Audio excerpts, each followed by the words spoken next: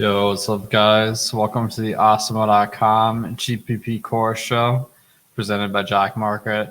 I'm Alex Baker. I'm going to be building a few FanDuel lineups for Week 9, so it should be pretty fun. These tools are the Awesemo.com lineup builder and some information I gathered from our Boom Bust tool. So we like to not only have projections, but the probabilities that each player is going to be in the winning lineup. So I'm going to build 3 lineups. I'm going to start with the chalk stack, the Patrick Mahomes. I think there are a couple of quarterbacks more popular, but Mahomes actually is a little bit lower owned this week than normal. And on FanDuel, we have the salary to be able to spend up on Tyreek and have some nice lineups. So the question of who to pair with him is kind of interesting this week. Tyreek, total stud. I mean, he's been performing a lot better than Kelsey recently, but the ownership is also a pretty big gap between the two of them. The thing is, there's some plays I like at tight end a lot better, while Tyreek is one of the best wide receivers. So I'm going to go with Tyreek. You could stack both of them up.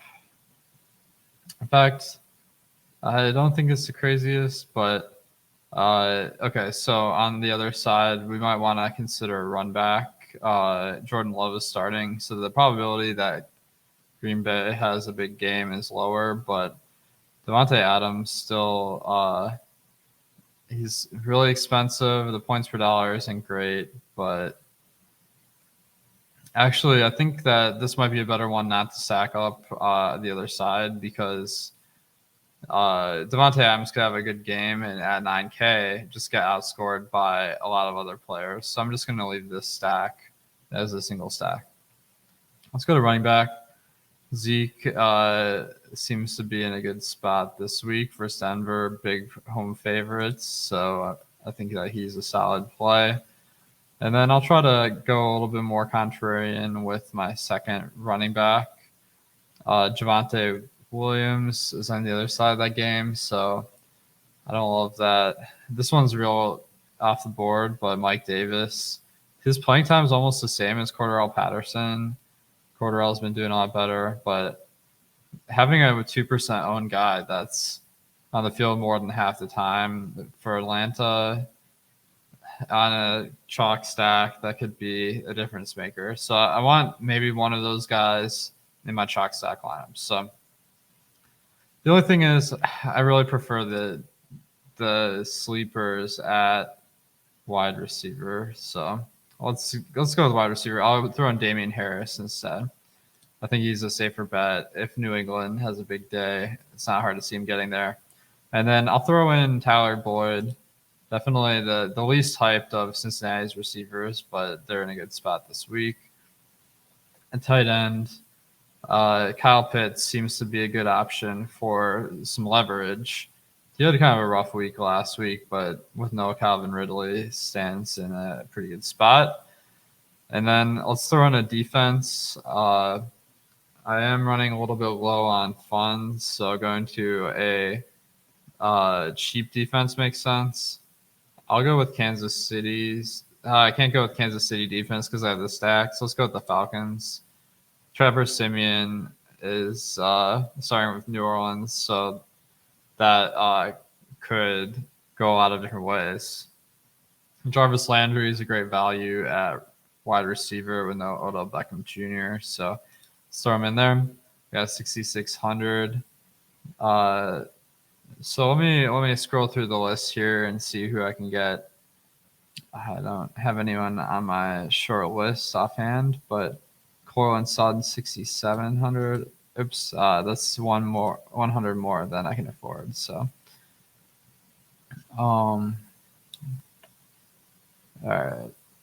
Jalen Waddle 6,100. Gaskin 6,100. Those are both interesting. A little bit too popular. And if I spend the rest of the salary, it should be a little bit easier to get that contrarian ranking up a little bit. Okay, so I put myself in a little bit of a bind here.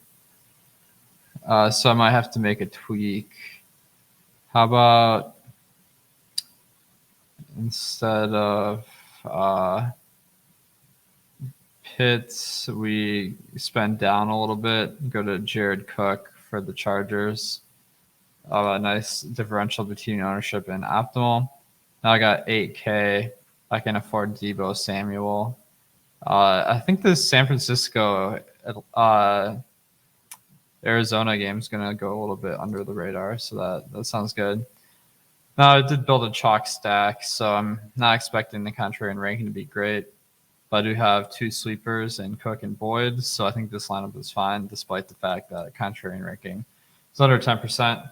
That means I'm going to be having more ownership than 90% of teams on average, but I also have enough projection to compensate for that. But this next lineup should be a little bit less chalky. Houston, Tyrod Taylor is back, and they have a pretty good matchup versus Miami. So Brandon Cooks is definitely the number 1 option. I'd consider Danny Amendola as well. He's been getting pretty good playing time. But there's really no one else on the team that I really want to play at this moment. So let's go to run backs. I don't mind running back with Gaskin, Waddle, or Jasicki. Tight end, I do kind of like some other plays this week. So maybe I'll just go with Waddle. All right. And then let's go to running back, Joe Mixon. A lot of people are going to want to play the passing game of Burrow because they've been pretty good, but Mixon always has that upside, the favorites, and if they win this game handily, he should have a big day. And let's go to Chase Edmonds. Now, it's not a guarantee that Kyler Murray is going to play this week. It doesn't really matter. I think Edmonds will be in a decent spot either way because if Kyler's out, they should pass more to Edmonds, and they prefer him in the passing game versus Connor. All right, tight end. Let's throw in Pitts since I swapped off him last time. He's a pretty solid play and doesn't seem to be overly popular this week. I'll throw in a defense while we're at it. Let's go with Kansas City. They're really cheap for their matchup versus Jordan Love because obviously it was more likely that Aaron Rodgers would start this one. And I got to spend up with my next play. So I'll just throw in a stud running back and see how much we have left. Kamara is in a decent spot with Simeon at QB.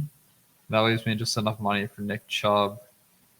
I don't really want to go to Nick Chubb in this lineup because I have Mixon. That's I need a wide receiver anyway, so completely scratch that. Stephon Diggs, 7,600. I got 7,600 left. That's a perfect fit. So I have a great projection, 20 to 30% contrarian ranking. So if I wanted to make some pivots, get a little more contrarian, that could be beneficial. Jordan Love is my sleeper play at quarterback. Vegas doesn't like him, which is why team total is 20.5, but this is a spot with a lot of volatility just because we haven't seen him play except for preseason, which doesn't tell us much. Davonte Adams, the clear number 1 option here. So I don't really see anyone else I want to play on Green Bay. You could throw in Aaron Jones. And I'll run it back with Tyreek. I prefer him to Kelsey based on the performance this year. Although Kelsey is a little bit lower owned. Maybe I'll go to Kelsey in this lineup just because it seems like with some of the other cheaper tight ends, he's a little bit less popular than usual. All right, let's go to running back. Nick Chubb is underdog this week to Cincinnati, but if they pull off a victory here, he could be in a good spot with the Kareem Hunt. Let's take a wide receiver.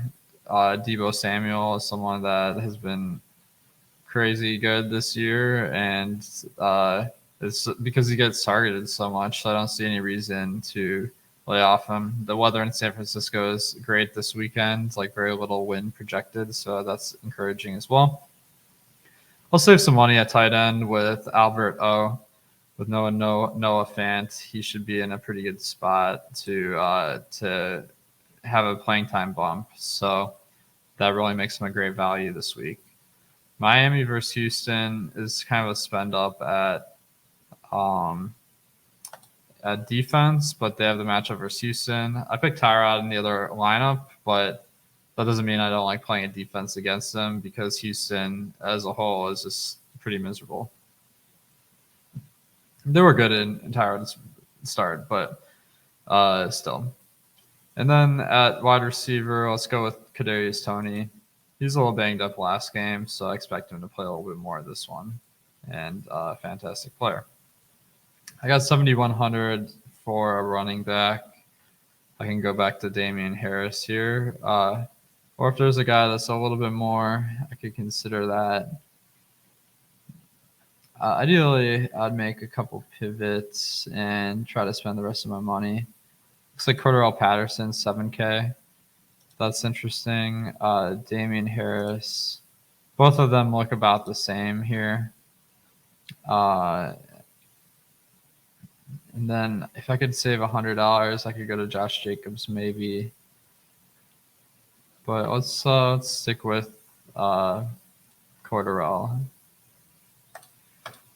It's 50 to 60th percentile in being contrarian and 60 to 70th in value. So that adds up to, on average, about 120. So that means this is above average lineup.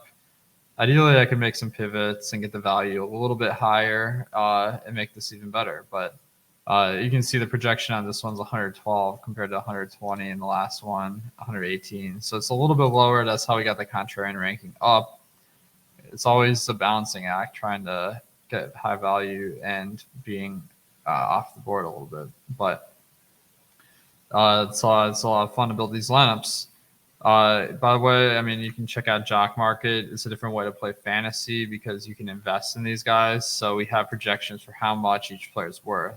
At the end of the night, you can get up to $25 based on how they finish. So if Stephon Diggs is number one scorer, we get 25. If he's number two, it's more like 20 and down the line. So we project him on average to yield 685 on the Jock Market app. You can invest in these players. If you get them below these prices we have, you can make a profit. It's a lot of fun to get some exposure in a different format. And you can get $100 free with the promo code Awesemo. Guys, thanks for tuning in. Let me know any questions or comments in the comment section. If you can hit the like button on the way out, that gives us the positive feedback that we need. And good luck this week. Thanks a lot.